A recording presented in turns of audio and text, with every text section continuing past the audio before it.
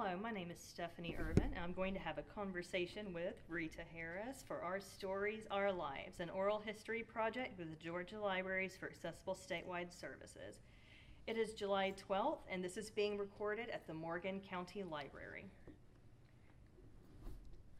Hi, I'm Rita Harris, and I will be telling you my story. I was born and raised in a small town in Good Hope, Georgia, and even from childhood all the way up through teenage, adolescent, through adult, I have always been very, very outgoing. Um, I consider myself as an adrenaline junkie. The only thing I fear is the fear of God. Nothing, I don't have fear of anything else. And I'm saying that to lead up to me being visually impaired. The year of 2002 is when I became visually impaired. Let me back up a little. From 1997 up until 2002, I noticed difficulty in my vision, and I had gone to three different ophthalmologists, and I was misdiagnosed all three times. And when there was a very significant decrease in my vision, I went to a retina specialist, and that's when I was correctly diagnosed with RP, which is known as retinitis pigmentosa. This was in 2002. Well, from there, my life changed drastically. I went from being this total outgoing social person full of adrenaline to being socially withdrawn. I went through anger, depression, and it was a very, very hard transition for me. I would not go on any social outings or would not accept any invitations. I would always make up excuses to why I couldn't go, because in all honesty I felt very ashamed of myself. I felt like I wasn't whole. It wasn't me. And for a long time I tried to hide it. It was like that, you smile on the outside and you cry as you're dying on the inside. No one knew but my immediate family, which include my husband and my children.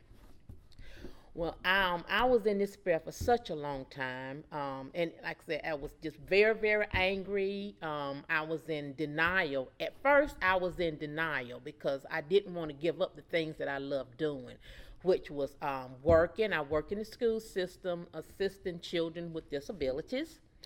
I love shopping and I love driving. I would drive to Timbuktu if I had to get somewhere. Reading, poetry, dancing were all things that I once loved to do, and it all had to come to a halt. I had to stop. So I went from being this totally independent, outgoing person to being very dependent. I couldn't, if I was out in a restaurant, I couldn't even go to the ladies' room without someone assisting me. So that took a very, very hard toll on me in my life and where I was and in the way I was thinking. And a lot of people didn't understand what I was going through, so that made it worse. I felt like I was in this alone, like I was on an island all by myself. And basically, I was giving up. I was giving up on life. It got to a point to where I didn't want to live any longer.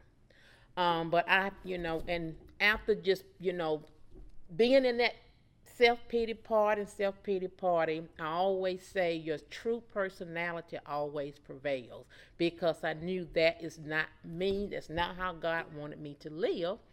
So I prayed and I prayed and I asked God to help me get out of that situation. Well, a friend of mine referred me to vocational rehabilitation services, and I was assigned a mobility trainer that came to my home 3 days a week. And he gave me a cane. I had no cane training, no daily living skills training prior to this. So he issued me a cane, and he would train me inside and outside of my home. And once I mastered that, we would leave home and go downtown, work on intersection crossing, going into department stores, working on independent shopping, And I did really good because when I saw the difference that it would make in my life, then um, those light bulbs started going off in my head again. Yes, I can do this. I can get back to the way I used to be. So I was completely on a mission. And for the ones that know me, they know that when I set my mind to going on a mission, I do not let anything stop me or get in the way. I do not take no for an answer. So I was headed forward. After about 3 months of training, he told me, he said, "You have done exceptionally well," and asked me if I had heard of Leader Dog for the Blind, which is located in Rochester Hills, Michigan, and I had not. Well, he recommended for me to get connected with Leader Dog for the Blind, so I said, sure. Um, in order to get connected with Leader Dog, I would have to display a certain level of mobility skills and using the white cane, because this was an accelerated orientation and mobility training week-long class that Leader Dog was offering. So we continued to work on it. He had to actually video me doing intersection crossings, going in and out of businesses, using my cane, going up and down flights of stairs, crossing four-way stop signs, to prove that I had a certain level of cane skills. Well, it was submitted, the application was submitted as well as the video, and I was accepted. So I flew to Rochester Hills, Michigan for a week, and you have to go alone. No one can go with you, and that was my first time. I had flown many times, but that was my first time flying solo since becoming visually impaired, let alone staying in a strange place for a whole week without someone familiar being there with me. There at Leader Dog, there were 6 of us in a class, and each one of us had our one-on-one instructor. My instructor was Dr. Lynn. He was awesome. He was a veteran. And I didn't realize this at the time, but you're with them, spending so many hours that week with them. They're doing more than just teaching you orientation mobility skills. They're actually observing you, and they're recording your every move, how you walk, the strides that you take, how fast you walk, the way you think. They're analyzing your thought process, the way you think mentally, the way you are physically, your personality, your character. And I didn't know this at the time, but going on through the week-long class, he saw my potential. He saw that I could be stubborn, I could be very adamant, and he pushed me to the limit. He introduced skills and techniques to me that I didn't even know existed, and I didn't even know I had it in me to do it. We would go downtown Rochester Hills, Michigan to a headquarters building, a place I'd never gone before, and we would walk like 3 or 4 different blocks, and learning that he tell me the name of the streets, and also back up, he taught me compass direction, which is when you're walking anywhere, using your mental compass direction, north, south, east, and west. At any given time when you're walking, you should be able to stop and point back into the direction of where you started from. And I learned mental compass directions. So one day we was walking, we had gone about 4 different blocks. And he said, okay, your job is to take us back to where we started from. And I said, okay, I could do that. So I pointed back using my mental compass direction, and he said, wait a minute. You have to take us back a different route in which we came. And I couldn't believe he was asking me to do that, but I had to do it. So I gathered my thoughts, and I was able to do it using my mental compass directions and all the techniques that he had taught me to learn. He also introduced night walking, was something I had never done before, because it's totally different walking at night Keeping in mind, I should have mentioned this earlier, that I am not completely blind. I'm visually impaired. I'm legally blind. Um, I am totally blind in my left eye, and I only have less than 13% left in my right eye. So I have a little bit of vision. I can see shapes. I can't tell colors. I can't see details when I'm looking at a person. I can't see what their face look like. So I go by shapes and feel and sounds. But night vision is totally different because that less than 13% that I have in the daytime is completely dark at night, and I can't see anything. So that was really challenging for me to learn to walk and go from point A to point B independently without someone assisting me was challenging, but I mastered that as well.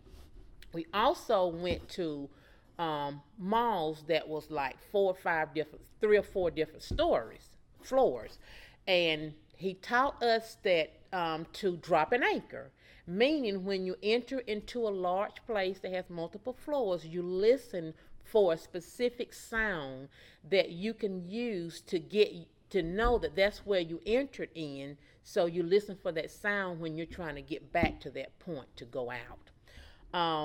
He would give an assignment. For instance, I had to find Nordstrom, which was on the fourth floor.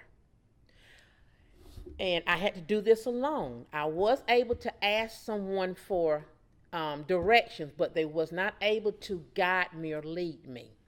I learned to do that, which also I learned to be an advocate for myself, means asking for help when you need help, but not allowing someone to take your hand and guide you or pull you, because you have to be in control of yourself at all times. They just need to verbally give you directions, and then you take it from there. That was completely new to me as well. So I mastered that. At the end of the week, he asked me if I had considered becoming a guide dog handler, and I told him no, I had not. I never owned a dog. I didn't know much about dogs, to be honest. And he said, well, you know, done so well with this, you would be an excellent candidate for a guide dog handler. Well, I said, no, I don't think so. No way, no how, I won't do that. But he ignored me because, again, he saw my potential. The last day of class, he had arranged for a guide dog trainer to come in and bring a dog, and for me to work with the dog for that one day to see the difference.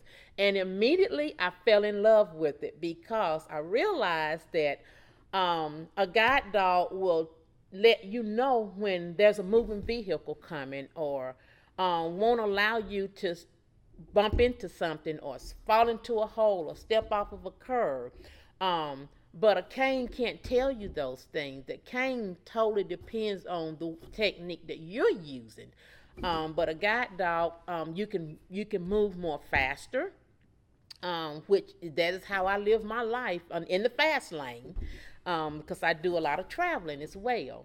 So I fell in love with it, and when I had to go back the following day, went to the airport and all, he asked me then, would you like to get into the guide dog? I told him absolutely.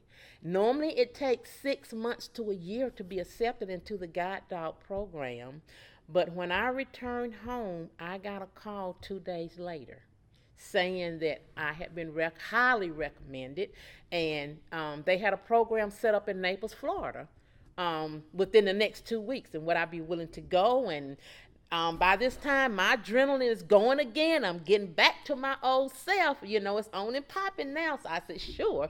So 2 weeks later, I flew to Naples, Florida, to train for my guide dog. And it was amazing because you don't know. It's almost like carrying a child and you're giving birth and you don't have the ultrasound to know the gender of the baby. It's a total surprise when the baby gets here because they don't tell you the breed of the dog, the color, the dog's name, or the gender. They don't tell you anything. That first day, the first 2 days, you are in class, orientation class, where they're, talking verbally, explaining everything to you. The second day, We went to our hotel rooms, and the trainer came in with our dogs, and it's one on one because you're in your individual room with your trainer, and that's how you meet your dog. And my dog's name is Madden, and when I saw him, he's a chocolate lab. He was 3 years old at the time. He was 2 years old at the time. I've had him for 3 years, so he's 5 years old now. And I honestly, I don't know who was more nervous, me or the dog, because this was new to him. He was going to be leaving the trainer whom he had known for the past year, going to with me, a new owner, into a whole different new environment. And I didn't know anything about dogs, so this was just totally new to me. And I always tell people when they ask me that when we met and the trainer left out of the room, and Madden sat on the floor and he held his head to the side and looked at me, and I sat down on the floor in front of him and held my head to the side and looked at him, and I said, "Oh boy, you don't know what to do with me, and I don't know what to do with you, but by the grace of God, we're going to make it through this thing." But we did. We worked vigorously, 8 hours a day together training. We would walk at least 4 or 5 miles per day in training. He was trained, but I had to be trained. I had to learn all the basic commands: stay, come, forward, left, right. Had to learn his pace of walking. He had to learn to adapt to my pace of walking. But one of the good things is I learned that one of the reasons why they observe you so closely is because when you're matched up with the guide dog, they match the dog perfectly to fit their client and their lifestyle. For instance, I'm always on the go, always on the move, so I'm moving fast. My days could be very unpredictable, so I have to have a dog that can adapt to a change at any time. And there's no telling when I'm around. He has to be able to handle loud noises, because I'm very adventurous. And I have a personality. I have a very strong-willed personality, very adamant, and so I had to have a dog the same way, and vice versa, because with my dog, he has a strong-willed personality. Someone that's easygoing and laid back, he will just completely take advantage of them. Just like a child will. They learn what they can get away and get by with. So he has to have someone that can really handle him as well as me as well. Because for one thing, if he senses danger, for instance, if we're walking and there's something that he senses of danger, then he's so adamant, he will just put on brakes. And with me being a strong will, then I would say, "Come on, boy, let's go. We got to go, let's go." But with him being the same temperament as me, he wouldn't budge. And I learned that he's letting me know that there's something unsafe for me, and that's why he refuses to go forward. So it kind of works, it's a twofold situation. But he is awesome. We go everywhere now together because of him. I have gained my confidence back, my self-esteem, which leads to that independence. And I have to give my guide dog, Madden, a lot of that credit. Because of him, my life has totally turned around. I thought it was good before I started losing my vision, but my life is actually absolutely wonderful now. It's better than ever. I have a new life. I'm involved in so many things because of my newfound confidence and independence. I have a bucket list. And I have been chipping away at that bucket list, and I'm almost to the end of it. I have gone, since I've had Madden, I have gone to Italy. I've always wanted to go to the top of the Eiffel Tower in Paris. I did that. The gondola boat ride in Venice. Gone to Hawaii. I've always wanted to fly over an active volcano. I told you I am adventurous. I did that. Let's see. I've gone horseback. I do horseback riding. I'm trying to name them all. Kayaking. tandem bike ride, and this is all since I've lost most of my vision. I'm trying to think of anything else I'm leaving out. Bungee jumping, zip lining. Madeline and I actually went to Orlando, Florida alone because we travel solo a lot. And I had gone to Universal Studios before, with my family when I had sight. But I just want to do something challenging. So I went to Orlando, Florida alone, just Madeline and I. And we went to Universal Studios, just the two of us, by ourselves. And it was so much fun, but we rode rides together, and the ones that he couldn't ride, they were accommodating. They had the kennel cages brought up right there and had someone to watch him. But he was able to ride with me. The King Kong ride, he was able to ride. Earthquake, he rode a lot of rides with me. That's why I had to have a dog that can handle adventure and noises. I've gone to Atlanta Motor Speedway and did the Richard Petty driving experience where I got in a race car and had a race car driver to drive me. I've done that. Oh gosh, what else? There's so much more. I feel like I'm leaving some things out. I travel all over. I am looking forward this month to going to Africa. Maddie won't be able to go with me, but because of my independence, I'm able to do it. I will be going to Africa to do mission work, and I will also be going to visit a school for the blind as well. I am vice president of Madison's Lions Club. I am